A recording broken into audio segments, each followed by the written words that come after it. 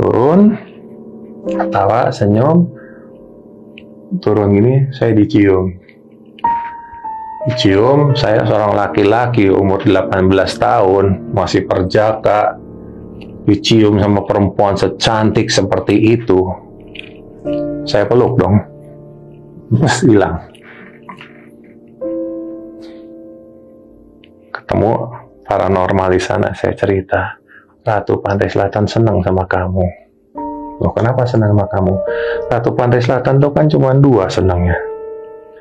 Satu, hanya mau ketemu atau senang atau jatuh cinta sama turunan raja-raja. Selain raja-raja tuh, Ratu Pantai Selatan tidak mau ketemu.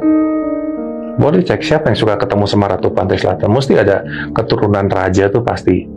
Kedua, orang yang hatinya betul-betul bersih dan masih suci. Maksudnya, ya masih suci. Mau bilang seperti saya, kan saya dulu belum kenal perempuan. Masih perjaka. Saya tuh masih suci. Kasarnya dulu tuh saya kalau perempuan tuh masih perawan lah, masih gadis gitu loh.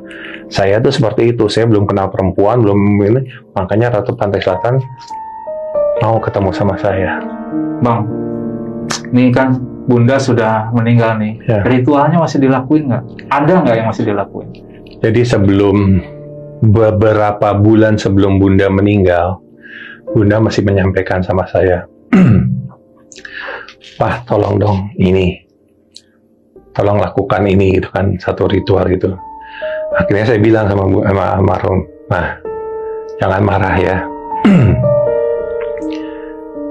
Aku udah nggak mau melakukan itu lagi. Boleh tahu nggak ritualnya apa?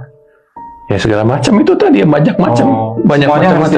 Iya, dia minta pada saat itu adalah salah satu ritual yang harus saya lakukan. Dia sebut, katakanlah saya disuruh nyuci keris. Nyuci keris yang peninggalan dari buyutnya.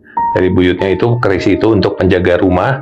Kalau rumah itu kosong, tidak ada orang, itu kalau ada orang lewat rumah kita itu, orang lihat tuh rumah kita tuh ada penjaganya. Saya suruh mandiin keris itu, suruh kasih gosok sama minyak cendana, suruh kasih teh, kopi, air bening, kembang, segala macam. Saya disuruh melakukan itu. Saya bilang, Mah, mulai saat ini aku udah nggak mau melakukan ini dan itu lagi. Lo kenapa? Ya nggak mau aja, hatiku udah bertolak belakang, udah bertentangan sama itu. Saya bilang gitu. Kalau Mama mau ya Mama aja yang lakukan, tapi jangan aku. Maaf ya Mah, aku udah cukup sekian tahun melakukan itu. Tapi panggilan hatinya Papa ini udah nggak suka seperti ini. Ya udah, terus menurut kamu gimana bagusnya? Dibiarin aja, atau diturunin, dibungkus, masukin di lemari, atau kasih orang apa segala macam, silahkan. Tapi kita udah nggak usah ngurusin kayak gitu. Nggak marah nanti dia, enggak, tak jamin nggak akan marah. Kita kan berdoa sama Tuhan, kenapa kita mesti takut sama itu? Biarin aja, nanti tak bungkus aja lah. Tak bungkus, tak masukin di laci lemari, udah selesai. Saya tambah, saya masukin, saya gubet di kain putih, saya masukin di laci, saya tutup, udah selesai.